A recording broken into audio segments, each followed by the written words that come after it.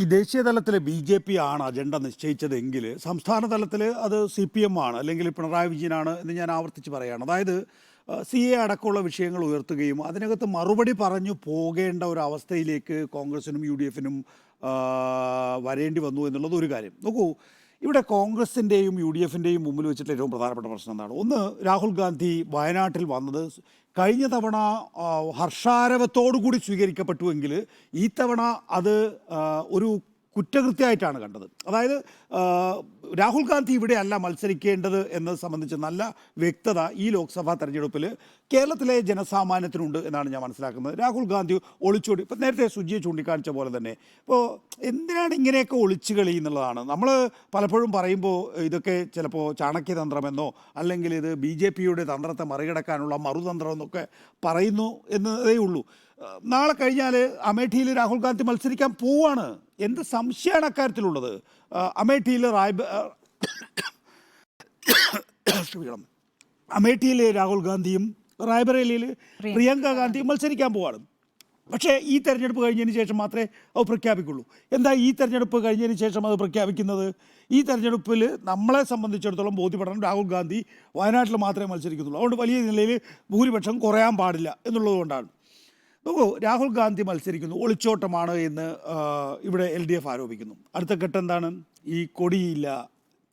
നോക്കൂ, ഇത് ഞാൻ മനസ്സിലാക്കുന്നത് ഒരു വലിയ വിഭാഗം അത് ഈ തെരഞ്ഞെടുപ്പിന് ശേഷമായിരിക്കും പുറത്തു വരിക.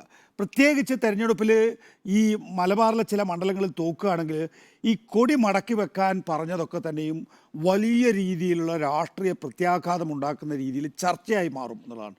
അത് ലീഗിനെ സംബന്ധിച്ചിടത്തോളം വലിയ അഭിമാന പ്രശ്നമാണെന്ന്. ഇപ്പോൾ നമ്മൾ നേരത്തെ പ്രസ് കോൺഫറൻസിൽ ET മുഹമ്മദ് ബഷീറുമായിട്ട് സംസാരിച്ചല്ലോ. ET ഒക്കെ അതിനെ നിസ്സാരമായിട്ടാണ് കാണുന്നതെങ്കിൽ പോലും ഈ പലസ്തീൻ പ്രശ്നം വന്ന സമയത്ത് നോക്കൂ, നമ്മൾ മുസ്ലിം ലീഗിൽ CPM വിരുദ്ധനായി കാണുന്ന ഒരാളാണ് ET മുഹമ്മദ് ബഷീർ എന്ന് പറഞ്ഞാൽ. ആ ET മുഹമ്മദ് ബഷീറാണ് പലസ്തീൻ വിഷയം വന്നപ്പോൾ CPM-ൻ്റെ കൺവെൻഷനിൽ പങ്കെടുക്കാൻ തയ്യാറാണ്, അവർ ക്ഷണിക്കുകയാണെങ്കിൽ എന്ന് പറഞ്ഞത്. എന്ന് വെച്ചാൽ ഒരു മുസ്ലിം കോസ് വന്നാൽ, ഒരു ന്യൂനപക്ഷ വിഷയം വന്നാൽ അവരൊക്കെ തന്നെയും തങ്ങളുടെ ബൗണ്ടറിക്ക് അപ്പുറത്തേക്ക് കടന്ന് അതിലേക്ക് ഒരു രാഷ്ട്രീയ സമവായം ഉണ്ടാക്കാൻ ശ്രമിക്കുന്ന ആളുകളാണ്. അങ്ങനെ ഇരിക്കുന്ന ഘട്ടത്തിലാണ് നിങ്ങൾക്ക് ഒരു തെരഞ്ഞെടുപ്പിൽ കൊടി മടക്കി വെക്കേണ്ടി വരുന്നത്.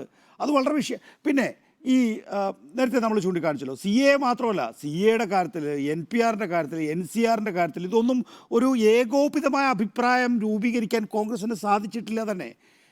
വളരെ ശ്രദ്ധേയമായ ഒരു കാര്യം എന്താണ്? ഒന്ന്, നിങ്ങൾ പ്രകടന പത്രികയിൽ ഈ CAയുടെ വിഷയം പ്രതിപാദിക്കാതിരിക്കുക.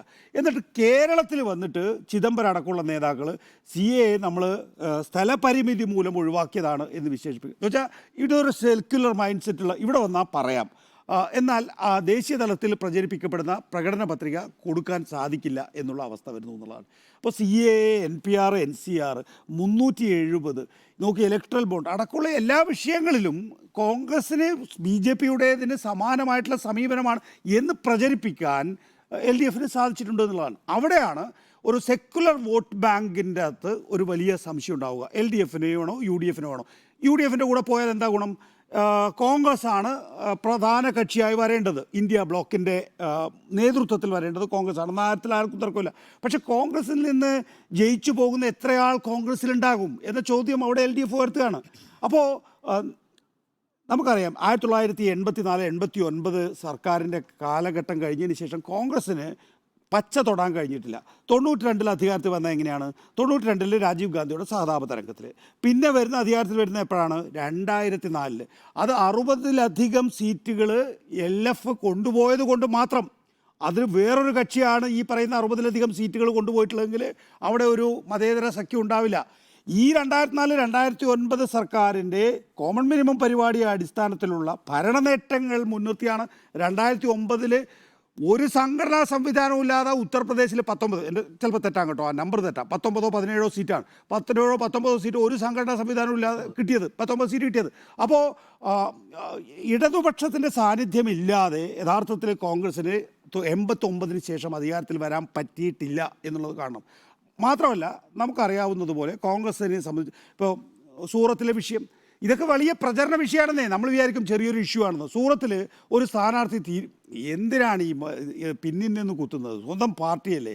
സൂറത്ത് നേരത്തെ ഇവിടെ ചൂണ്ടിക്കാണിച്ച പോലെ തന്നെ ആം ആദ്മി പാർട്ടി ആയിരുന്നെങ്കിൽ കുറച്ചുകൂടി വിജയസാധ്യത ഉണ്ടായിരുന്നു അവിടെ കോൺഗ്രസ് ആ സീറ്റ് പിടിച്ചെടുക്കുക, എന്നിട്ട് മത്സരിക്കുക, നാമനിർദ്ദേശ പത്രിക കൊടുക്കുക, എന്നിട്ട് അത് തള്ളിപ്പെടുന്ന രീതിയിലേക്ക് ഓപ്പറേറ്റ് ചെയ്യുക. ഇതൊക്കെ മതേതര മനസ്സിൽ സംശയം ഉണ്ടാക്കുമെന്നാണ് ഞാൻ കരുതുന്നത്. അതുകൊണ്ട് ഇപ്പോഴും ഞാൻ റൈഡർ വെച്ചാണ് പറയുന്നത്. നമ്മൾ ഈ കാണുന്ന വിധത്തിൽ പ്ലെയിൻ ആണ് എങ്കിൽ, ആളുകൾ ഈ നിലയിൽ ചിന്തിച്ച് വോട്ട് ചെയ്യുകയാണ് എങ്കിൽ നല്ല മത്സരം നടക്കും. കേരളത്തിലെ എല്ലാ ലോക്സഭാ തെരഞ്ഞെടുപ്പുകളിലും ആ ശക്തമായ മത്സരമുണ്ട്. അതുകൊണ്ട് തന്നെ അപ്രതീക്ഷിതമായ ഒരു കാര്യം കൂടെ പറയാം. നമ്മളിപ്പോൾ NK പ്രേമേന്ദ്രനെ കണ്ടു, ഹൈബി ഈഡനെ കണ്ടു, ET മുഹമ്മദ് ബഷീറിനെ കണ്ടു.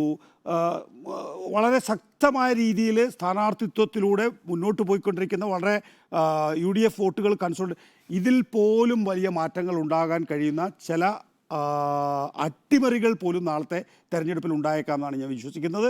അത് ഏതൊക്കെ ഇപ്പോൾ കൊല്ലം ഉദാഹരണത്തിന്, കൊല്ലത്ത് ഞാൻ മനസ്സിലാക്കുന്നത് അത് സാധാരണഗതിയിലൊരു നായർ കോൺസ്റ്റിറ്റ്യുവൻസിയാണ്. നായർ കാൻഡിഡേറ്റിനെ മാത്രം 2 മുന്നണികളും മത്സരിപ്പിച്ച് ജയിപ്പിക്കുന്നതാണ്. ഇത്തവണ വേറൊരു കോമ്പിനേഷൻ അവിടെ ഡെവലപ്പ് ചെയ്യുന്നുണ്ട്. അതെങ്ങനെയാണെന്നറിയോ? ഒന്ന് അതാണ് ഈ പ്രേമേന്ദ്രൻ അസ്വസ്ഥനാവുന്നത്. കാരണം മുസ്ലിം കേന്ദ്രങ്ങളിൽ പ്രേമേന്ദ്രനെതിരെ അതിശക്തമായിട്ടുള്ള പ്രചരണം നടക്കുന്നുണ്ട്. അപ്പോൾ മുസ്ലിം കൺസോൾട്ടേഷൻ അവിടെ ഉണ്ടാവുകയാണെങ്കിൽ, നമ്മൾ മനസ്സിലാക്കേണ്ട ഒരു കാര്യം എന്ന് പറഞ്ഞാൽ മലപ്പുറം കഴിഞ്ഞാൽ ഏറ്റവും കൂടുതൽ മുസ്ലിം വോട്ടുകളുള്ള ഒരു ലോക്സഭാ മണ്ഡലമാണ് കൊല്ലം എന്നുള്ളതാണ്. അപ്പോൾ മുസ്ലിം വോട്ടുകളും ഈഴവ വോട്ടുകളും, മുകേഷിലൂടെ ഈഴവ വോട്ടുകളും കൺസോൾട്ടേറ്റ് ചെയ്യുകയാണെങ്കിൽ അവിടെ മാറ്റങ്ങൾ വന്നേക്കാം. 1. 2, അതേപോലെ തന്നെ ചില മണ്ഡലങ്ങൾ വേറെയുണ്ട്. കാസ്റ്റ് കോമ്പിനേഷനിൽ വലിയ നിലയിൽ മാറ്റം വന്നാൽ സംഭവിക്കാവുന്ന രീതിയിൽ, ഇപ്പോൾ ഉദാഹരണത്തിന് വടകര നമുക്കൊക്കെ എത്ര കണ്ടത് പറയാൻ കഴിയുമെന്ന് അറിയില്ല. മുൻകാലങ്ങളിൽ മുസ്ലിം സ്ഥാനാർത്ഥിയെ തോൽപ്പിച്ചിട്ടുള്ള മണ്ഡലമാണ്, ഷംസീറിനെ തോൽപ്പിച്ചിട്ടുള്ള മണ്ഡലമാണ്. ഇത്തവണ പക്ഷേ മുസ്ലിം കൺസോൾട്ടേഷൻ 30% മുസ്ലിം വോട്ടുകളുണ്ട് അവിടെ മുസ്ലിം കൺസോൾട്ടേഷൻ ഷാഫി പറമ്പലിൻ്റെ അനുകൂലമാണ്. ഇപ്പുറത്ത് ഈഴവ കൺസോൾട്ടേഷൻ ഉണ്ടാവുന്നു. അപ്പോൾ ഇത് എങ്ങനെ വർക്കൗട്ട് ചെയ്യുന്നു എന്നുള്ളതിനനുസരിച്ചായിരിക്കും. പിന്നെ ഒരു കാര്യം വളരെ പ്രധാനപ്പെട്ടതാണ്, നമ്മൾ ആവർത്തിച്ച് വ്യക്തമാക്കുന്ന പോലെ 2019 പോലെ 1,70,000 അല്ലെങ്കിൽ 2 ലക്ഷത്തോട് അടുപ്പിച്ച് 4 ലക്ഷത്തിൽ ചില്ലുവാനും എന്ന നിലയിലൊന്നും ഭൂരിപക്ഷം കിട്ടാൻ പോകുന്നില്ല. ഓരോ 50-നും 1 ലക്ഷത്തിനും ഇടയിലായിരിക്കും ഏറ്റവും വലിയ ഭൂരിപക്ഷം വരാൻ സാധ്യത. അതിൽ തന്നെ വലിയ അട്ടിമറി ഉണ്ടാവുമെന്ന് നമ്മൾ അറിയണമെന്നില്ല, ഒരു സർവേക്കും അത് കണ്ടുപിടിക്കാൻ പറ്റണമെന്നില്ല. ശരി.